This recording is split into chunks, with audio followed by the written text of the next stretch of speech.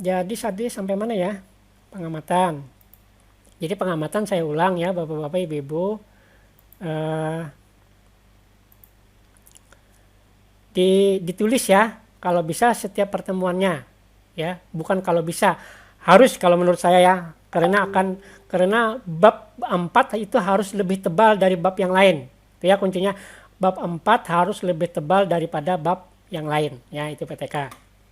Jangan lebih banyak bab 2. Bab 2 kan kajian pustaka. Ya kebanyakan orang tuh keliru di situ ya, di bab 2 terlalu banyak. Nah, jadi ini ya apa? Ini. Jadi kita beri di setiap tabel instrumen yang kita buat hasilnya ya, di bawahnya kita tuliskan gitu ya. Apa nih? Data misalkan ini contoh ya. Data tersebut di atas menunjukkan bahwa pertemuan 1 presentasi siswa mengutarakan gagasan dan pendapat berapa persen. Ya jadi diuraikan di sini ya, dibaca ya sini. Ya, utamanya yang bagian bawah sini ya, yang bagian bawah apa presentasinya ini kita uraikan. Kita jelaskan ya. Kemudian itu pertemuan 1, pertemuan 2 juga begitu. Kita jelaskan. Ya di hasilnya, ini di hasil. Di hasil apa? Penelitian. Nah, baru nanti seperti yang pertanyaan Ibu Yuspita tadi, baru misalkan dirangkum di bagian terakhir gitu ya. Nah, jangan lupa juga tabel hasil pengamatan pengelolaan pembelajaran oleh guru. Jadi aktivitas guru juga ya, oleh kolaborator tadi ya. Observer tadi kan mereka membuat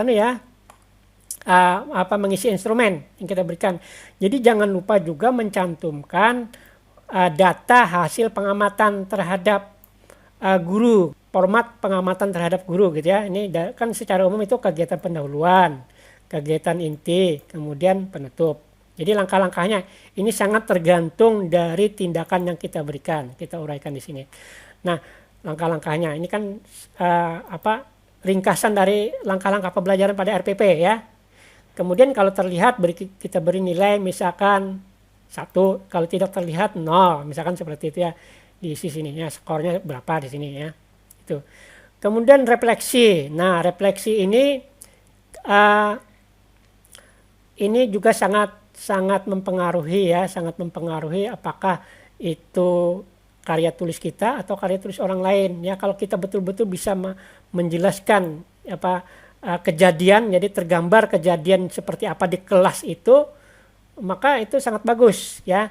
Ini secara ringkasnya kan begini, ini contohnya nih ya. Berdasarkan hasil pengamatan terhadap pelaksanaan proses pembelajaran pada siklus ini, terdapat temuan-temuan sebagai berikut. Ini misalkannya, keberanian siswa dalam mengutarakan gagasan, bertanya dan menjawab pertanyaan masih rendah karena siswa belum terbiasa. Nah, ini kita jelaskan kenapa kok pada saat kita melakukan tindakan itu ada kekurangannya masih. Jadi refleksi ini secara umum itu berisi tentang kelemahan-kelemahan dan kelebihan-kelebihan kita melakukan tindakan itu.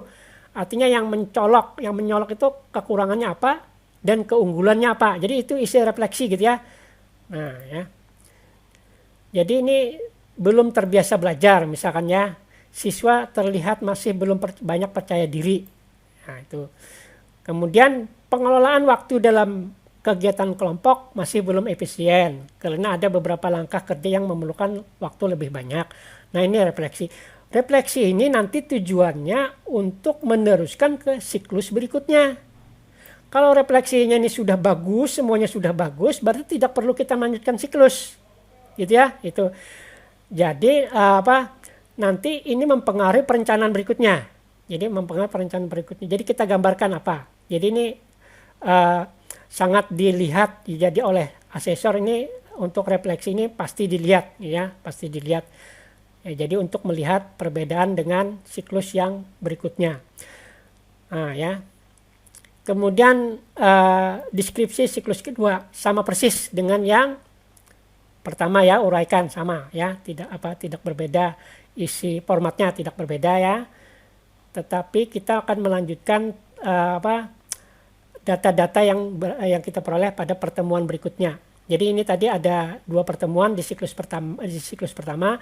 Di contoh saya ini ada 2 pertemuan juga di siklus yang kedua. Jadi kita lihat di sini ya, pertemuan siklus kedua ini dilaksanakan pada tanggal ya. siklus yang kedua, pertemuan ketiga berarti ya. Kemudian sedangkan pertemuan keempatnya, nah ini ya tanggal 9 Februari. Kemudian KD-nya dituliskan ya, materi pokoknya. Berarti ini lanjutan. Ya ini kan seperti ini saya tuliskan di sini, pertemuan 3 adalah rangkaian listrik. Ya beda kan dengan yang pertemuan pertama tadi ya. Dan pertemuan kedua, kemudian pertemuan keempat membuat adaptor listrik. Nah, jadi kita tuliskan di sini ya supaya jelas bahwa kita itu materinya berpindah. Ya, materinya berbeda. Jadi menunjukkan di sini bukan remedial gitu ya. Nah, sama persis nanti dengan yang di siklus pertama kita jelaskan ya di perencanaan. Jadi perencanaan ini tadi berdasarkan refleksi ya, berdasarkan refleksi di siklus sebelumnya. Nah, tadi kan di siklus sebelumnya ini ada siswa itu masih belum terbiasa ya dan belum percaya diri. Nah, maka pada perencanaan berikutnya kan kita buat dilaksanakan dengan ya siswa yang belum aktif, nah diberi stimulus, diberi motivasi, misalkan di dalam kelompoknya diberi jatah dia supaya bisa bertanya. Ya jadi kamu di dalam kelompok berikan kesepakatan misalkan di dalam siswa ditunjuk siapa yang bertanya, siapa yang menjawab pertanyaan. Jadi supaya nanti dia ada stimulus. Ya ini berdasarkan perbaikan dari refleksi yang sebelumnya. Yang ini tadi ya belum terbiasa. Kan mereka belum terbiasa. Nanti kalau ditunjuk kan berarti nanti terbiasa dia ya. Jadi ada stimulus ditunjuk. Tetapi usahakan dalam menunjuk jangan guru yang langsung menunjuknya ya. Kawan-kawannya di dalam kelompok.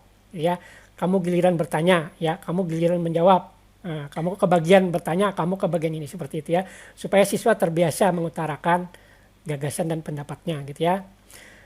Nah, kemudian bersama kolaborator mematangkan langkah-langkah penerapan model supaya waktunya lebih efisien. Kenapa ini tadi? Karena kita di sini tadi di refleksi tadi pengelolaan waktu, gitu ya, pengelolaan waktunya dan kegiatan masih belum efisien. Nah, observer atau kolaborator akan melihat kita, pasti dia bisa memberikan masukan banyak. Kenapa sampai tidak efisien gitu ya. Jadi ini bersama kolaborator, guru mematangkan langkah-langkah penerapan model latihan inquiry. Jadi berdiskusi ya agar waktu lebih efisien. Nah ini di perencanaan. Nah untuk pelaksanaannya nanti tergantung ya. Nanti ini kebetulan kan kosong karena belum tahu hasilnya seperti apa nanti. Jadi intinya sama saja dengan di siklus, uraiannya sama saja dengan di siklus yang pertama. Ada pertanyaan sebelum kita lanjutkan ke bagian poin B, pembahasan hasil penelitian? Tidak ada ya? Kalau tidak ada lanjut aja ya. Apa tidur semua? Ya, sekarang langsung aja B. B, pembahasan. Nah, jadi pembahasan hasil penelitian. Jadi saya ulangi lagi, pada saat di poin A, hasil deskripsi hasil penelitian di poin A, temuan di A, itu kita hanya membahasnya per pertemuan dan per siklus. Nah pada saat pembahasan itu kita menyandingkan siklus 1 dengan siklus 2, itu kuncinya ya, menyandingkan siklus 1 dan siklus 2. Nah pada contoh yang ini ya, saya mencantumkan penerapan kondisi sebelum penerapan model latihan inquiry, jadi kondisi prasiklus. Kebanyakan di laporan PTK yang lain orang ini menaruh ini di poin A, di poin A paling atas ini, langsung setelah bab 4, maka di sini ya langsung dia A, kondisi sebelum dilakukan tindakan atau kondisi prasiklus, itu di poin A. Tapi di contoh ini saya mencantumkannya dia bagian dari pembahasan. Ya, jadi terserah nanti mau pakai yang dijadikan poin A atau dia merupakan bagian dari pembahasan. Itu boleh ya. Terserah nanti. Ini ya, saya mencantumkannya di sini. Jadi intinya prasiklus ini mirip isinya dengan latar belakang. Ya. Yang diuraikan di bab 1. Ya, ada identifikasi masalah kan ya. Pada saat kita di video saya yang keberapa itu ya, membahas bab 1.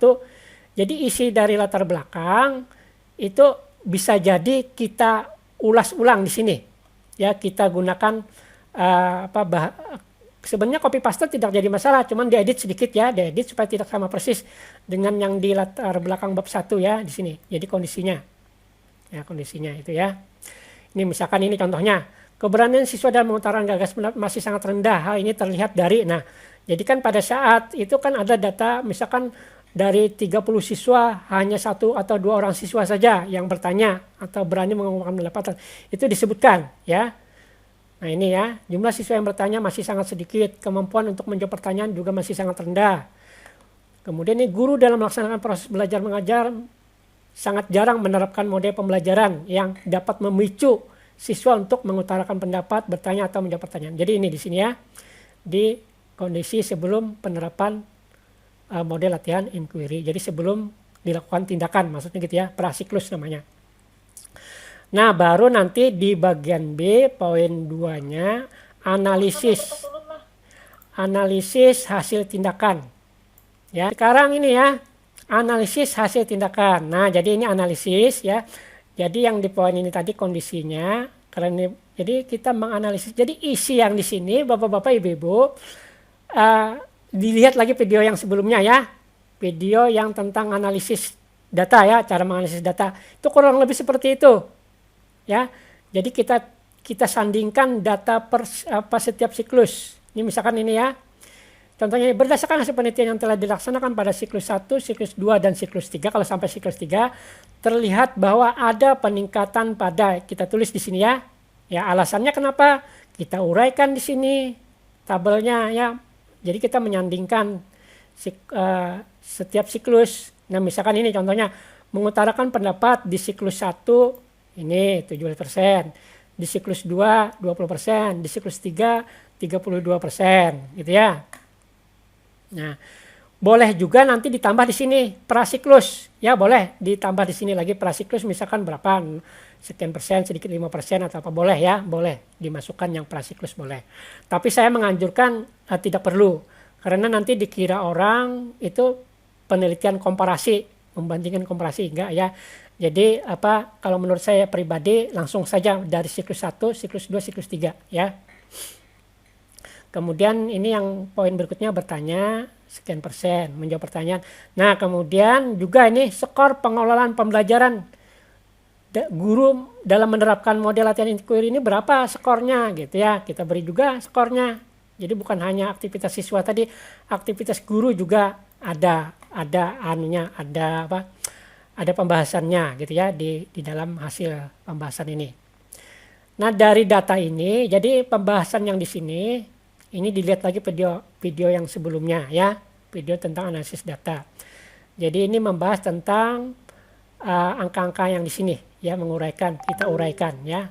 Jadi ini berkaitan dengan aktivitas siswa semua ya, aktivitas siswa. Ini ya. Jadi ini lumayan panjang kita uraikan ya, kita uraikan. Kemudian yang berikutnya ini membahas tentang aktivitas guru dalam menerapkan itu tadi, menerapkan model latihan, menerapkan X, variabel X-nya tadi ya di sini ya. Sebagai contoh, sedangkan pada penerapan model latihan inquiry yang dilakukan oleh guru telah mampu melakukan hampir semua aspek kegiatan yang harus dilakukan pada model tersebut. Hal ini ditunjukkan oleh skor yang diperoleh sekian-sekian ya. Misalkan ada yang masih belum, kita sebutkan mana yang belum dilaksanakan oleh guru gitu ya. Jadi ini menggambarkan aktivitas guru ya. Jadi jangan lupa ya, selain aktivitas siswa juga tergambar aktivitas guru di sini.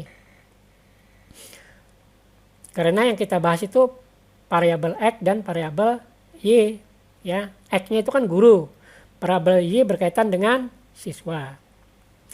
Nah, sangat disukai dan setengah wajib, kalau biasa bilang setengah wajib, tampilkan grafik atau tabel ya, tabel-tabel seperti ini nih ya, grafik ini contoh. Saya kebetulannya asal comot saja tabelnya ya, grafiknya saya tidak sempat berdasarkan data yang di atas ini tadi, tidak sempat saya bikinkan. Kalau yang bisa Microsoft Excel silahkan menggunakan Microsoft Excel ya. Ini kan grafiknya nanti jadi sendiri dia kalau di Microsoft Excel. Tapi kalau tidak bisa manual saja nggak apa-apa, pakai Microsoft Word ya, pakai insert tabel gambar ya.